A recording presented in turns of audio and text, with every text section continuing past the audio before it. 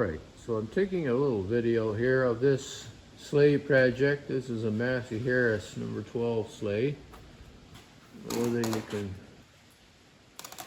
see that. It's the MH. That says MH, and that's BS bobsleigh 12.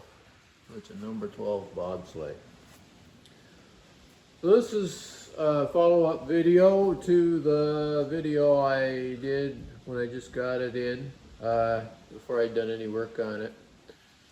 So this is a sleigh that has been in the same family pretty much for its whole life. It was bought by the gentleman's father, brand new, obviously from the Massey Harris company. And it was used right up until they quit farming, and then it got sold to a neighbor, and then it got bought back. So it's now back in the original family. So the orders I was given were to try to preserve as much of the original sleigh as I possibly could. So there were a number of things that were bad on this sleigh. The front roller here, I had to replace with new. The tongue, I was able to keep, but as you can see, I spliced in, I spliced in a piece.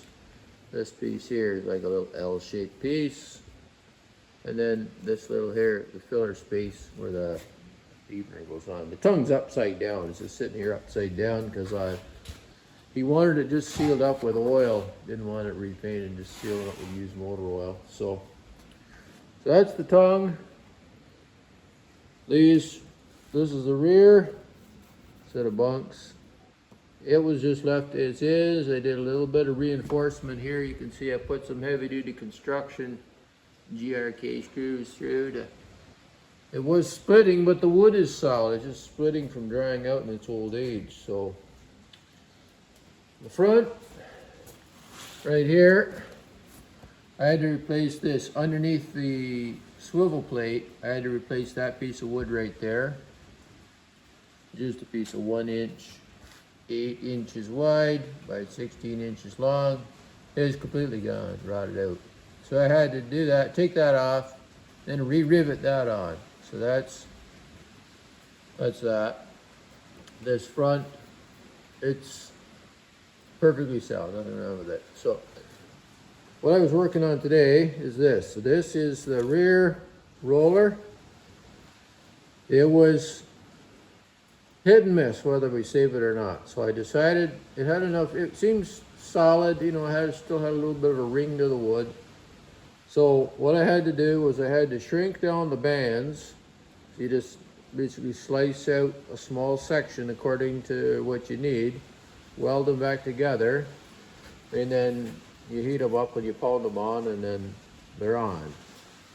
So I did that, and then I had to mortise and tenon. I had to cut a tenon on this new.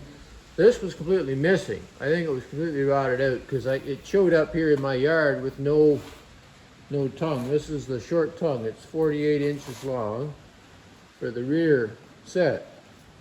So these are obviously the angle braces that go in here. I had to straighten these. These are all bent. And then built this new tongue here. And then he wanted it so it attached on with a pin because he wants to take the sleighs apart, put them in the shed. So I just built this little, it's upside down too. It's sitting here upside down. That's why they just oiled it. But see, there's the pin and everything's chained on, so he won't lose the pin and he won't lose the little hairpin. So everything's chained on. I built that new. So that's sort of the main parts. Drilling this hole through the roller.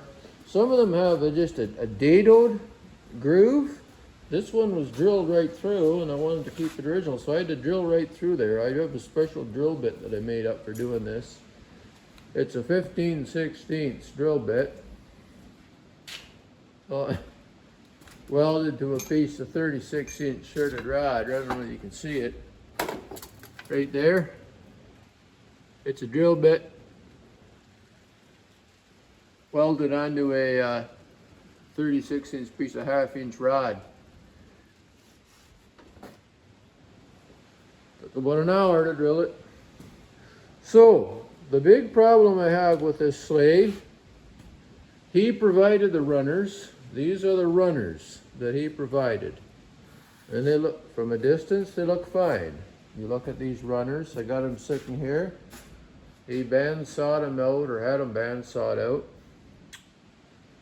But for some unexplainable reason, I have no idea why, I have no idea who he was talking to, they said to him that the best wood to use for sleigh runners is white spruce. Now, I don't know whether they'd been into the Crown Royal or the Captain Morgan. I don't know what they were into when they were talking about sleigh runners and white spruce. But here's white spruce. The same stuff you'd go to Home Depot and buy to build your house with is what they used to cut out these runner blanks. So he says, just go ahead and use them.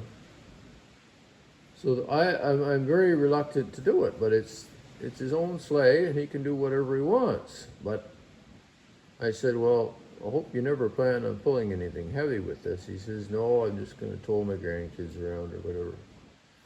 So this is the story. This is what we're doing. We're putting white spruce runners on a farm sleigh. I always use white oak if I can get it. If I can't get white oak, I use red oak, no problem. If I can't use red oak, then I use ash, no problem. Something hard, something strong, something tough, something that'll take a beating. You run through a ditch with a set of sleighs with a load on, you don't want that runner giving out. Because you're pulling the front set of bobs, there's a little 3/4 inch hole drilled here, and you're pulling the whole weight of whatever you got on this toe. Right in here, right in here. It takes the whole strain. And look at that, the cross grain. These band-sawed spruce runners, I would never recommend that. So this is a problem I have with people who, I don't know. Anyways, I've been working here in the shop all day. It's all a mess here, but that's the update on the sleigh right now. I got the parts done that I kind of got to whittle and fit. My next frontier is the runners, but I got to get to town and I got to get threaded rod to make up the bolts to bolt the shoeing on and everything. So I can't really proceed much further on this until I actually get some bolts and nuts and hardware, threaded rod and stuff in stock. So I'll leave it there for now, I guess. These are the bolts, or not the bolts, but these are the sleigh pins. These go down through the runner and up. Let's demonstrate here. And then they run up in these channels here, just like that. They go down into the runner, and then there's a wear plate, and then they go up, and then there's a cap, so they can arch over. These things here. Right here, they look through those. So for some reason he was missing them. So I happen to have this chunk right here. I got a chunk of 7/8 rod for spare. So I got to cut out 3 more of these. I don't know how he lost them, but anyways, I got 5 that were from the original sleigh. I got to cut 3 more out of that piece that's laying on the floor right there. So anyways,